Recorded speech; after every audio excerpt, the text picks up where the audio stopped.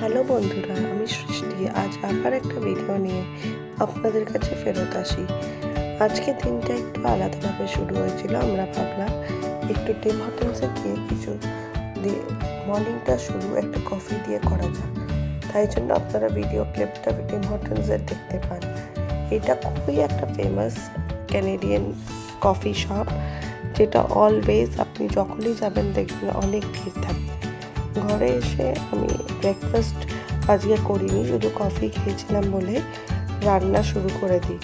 আজকে ইচ্ছা আছে যে একটু চিকেন কষা বানাই। অনেক দিন ধরেই চিকেন খেতে ইচ্ছা করছে, কিন্তু এনার্জিটা পাচ্ছি না বলে বানাচ্ছিও না। তারপরে আমরা একটু বেরোবো, তাই জন্য তাড়াতাড়ি করে সব কিছু রেডি করে নিচ্ছি, যেন রান্নাটা হয়ে গেলে যত তাড়াতাড়ি পারি বেরিয়ে যেতে পারি। কটা আমার ছেলের কাজ ছিল, যেমন বার্থ সার্টিফিকেট কালেক্ট করা, প্লাস ওর পাসপোর্টের জন্য অ্যাপ্লাই করা। পাসপোর্টের জন্য অ্যাপ্লাই করাটাও একটা টাফ সিচুয়েশন, কেন কি যেখানে পাসপোর্টটা অ্যাপ্লাই করব ওটায় খুব বড় লাইন থাকে, তো অলওয়েজ আপনাকে অ্যাপয়েন্টমেন্ট নিয়ে যেতে হয়। আর প্লাস আপনারা তো জানেন যে নিউ বর্নের ফটোগ্রাফিটা কতটা ডিফিকাল্ট, যেহেতু ওরা কোনো সময় তো কর্পোরেট করে, কিন্তু ফটোগ্রাফার তখন রেডি থাকে না। আর যখন ফটোগ্রাফার রেডি থাকে তখন ওরা কর্পোরেট করে না। তো আমি এই নিয়ে 5 থেকে 6 বার অলরেডি নিয়ে চলে গেছি ওকে ফটো তুলতে, কিন্তু অতটা সাকসেস হয়নি। যেহেতু ও একটু বেশি ছোট, তো মোস্ট অফ দ্য টাইম ও ঘুমিয়ে থাকে, আর ওকে ওঠানোটা খুব ডিফিকাল্ট। কেন কি ও যখন যদি আমি ওকে জাগিয়েও নিয়ে যাই ঘর দিয়ে, তাও গাড়িতে যেতে যেতে ঘুমিয়ে পড়ে। যেহেতু ওই ট্রাভেলিংয়ের যে নড়াচড়া, যেমন আমারও খুব ট্রেনে উঠলে ঘুম পায়, তো আমার মনে হয় ওই অভ্যাসটাও ওর আছে, যে একটু ট্রাভেলিং করলে একটু নড়াচড়া হলেই ও ঘুমিয়ে পড়ে। আর আমার শুধু মনে হয় এটা অন্যটা সব বাচ্চারই মধ্যে থাকে, যে একটু ট্রাভেলিং হলে ওরা ঘুমাতে ভালোবাসে। প্রথমে আমি এদিকে একটা স্টেপলস বলে দোকান আছে, ওইদিকে গিয়ে ওর ফটোগ্রাফিটা করিয়েছিলাম, কিন্তু যেহেতু ওরা প্রফেশনাল ফটোগ্রাফার না, তো খুবই ব্যাকগ্রাউন্ডে একটা লাইটনিংয়ের এফেক্ট আছে, যার জন্য ওই ফটোগুলো অ্যাকসেপ্ট হয়নি। তখনও জেগেছিল, কিন্তু আমার ডিসিশনটা নেওয়া ভুল হয়ে গেছে। তাই জন্য আমি আবার অনেক রিসার্চ করার পরে আমার টাউনে একটা বেবি ফটোগ্রাফারকে পেয়েছি, যারা প্রফেশনাল ফটোগ্রাফি করে for every kind of occasion. এখন ওটার জন্যই আমি অ্যাপয়েন্টমেন্ট বুক করেছি। তাই জন্য ট্রাই করছি যে রান্না হয়ে গেলে একটু বেরিয়ে আমরা অ্যাপয়েন্টমেন্টটায় যাব। ওরা আমায় একটু টাইম নিয়ে অ্যাপয়েন্টমেন্টটা দিয়েছিল, কিন্তু কেন কি যেহেতু ও নিউবর্ন, তো ওটার জন্য কি হয় যে ওর ফটোগ্রাফিটা করার জন্য একটু বেশি আপনাকে রিকোয়ারমেন্টসও হয়, প্লাস বেশি তৈয়ারি করার জরুরত থাকে। কিছু ওয়ার্ডস আমি হিন্দি বাংলা মিক্স করে বলি, কেন কি আপনারা জানেন যে আমি নন বেঙ্গলি দিয়ে বিয়ে করেছি। তার জন্য কি হয় যে এত বছর ধরে আমি কন্টিনিউয়াস হিন্দিতে কথা বলি ওর সঙ্গে ঘরে, তো আমার একটু বাংলার কটা ওয়ার্ডস আমি মাঝখানে একটু মিস করে যাই। তো যাই আপনাকে বলছিলাম যে প্রফেশনাল ফটোগ্রাফিটা করানোর জন্য আমি অলরেডি আগের দিন অ্যাপয়েন্টমেন্ট নিয়েছিলাম। তো এবার ওটাই করানোর জন্য যাব। আর তারপরে আমার হাজব্যান্ড বললো যখন আমরা বেরোচ্ছি একটু ঘুরে টুরেও আসবো। আর আমার লাইফটা এখন খুবই একই রকম হয়ে গেছে। তো আমি এমন একজন ছিলাম যে খুব ঘুরতে ভালোবাসি, খুব বেরোতে ভালোবাসি, আর এখন সারাক্ষণই বাচ্চাকে নিয়ে থাকতে হয়, তো ওটা আমার জন্য একটু বেশি ডিপ্রেসিং হয়ে যায় কোনো সময়।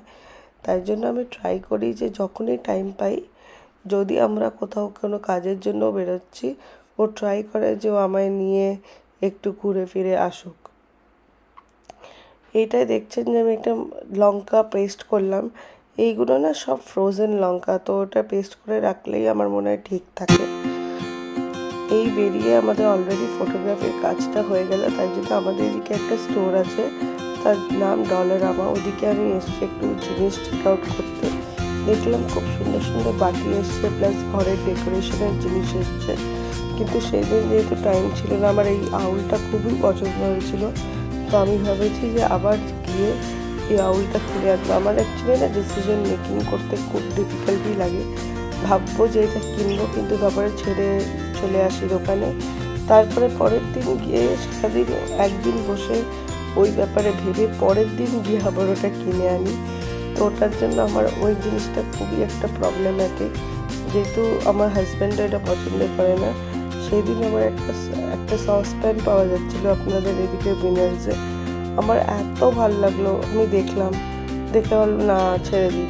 এবার জবের দিয়ে ছেড়ে এসেছি, দেখছি ওটার কথাই বারবার মনে পড়ছে। আর কি আপনাদের বলবো যে আমার এত ডিফিকাল্টি হয়ে যায় না এইসব ডিসিশনটা নিতে, যে আর কিছু বলার নেই। আর যেটা এখন আপনারা ভিডিওতে দেখতে পাচ্ছেন, এটা একটা ভ্যালি, যেটা আমার ঘরের একদম সামনে। আর একদিন নিচে গিয়ে আপনাদের দেখাবো যে কি ভালো লাগবে আপনার সিনারিটা। এইদিকে আমি অলমোস্ট এভরিডেই ট্রাই করি পোস্ট বক্সটা চেক করতে।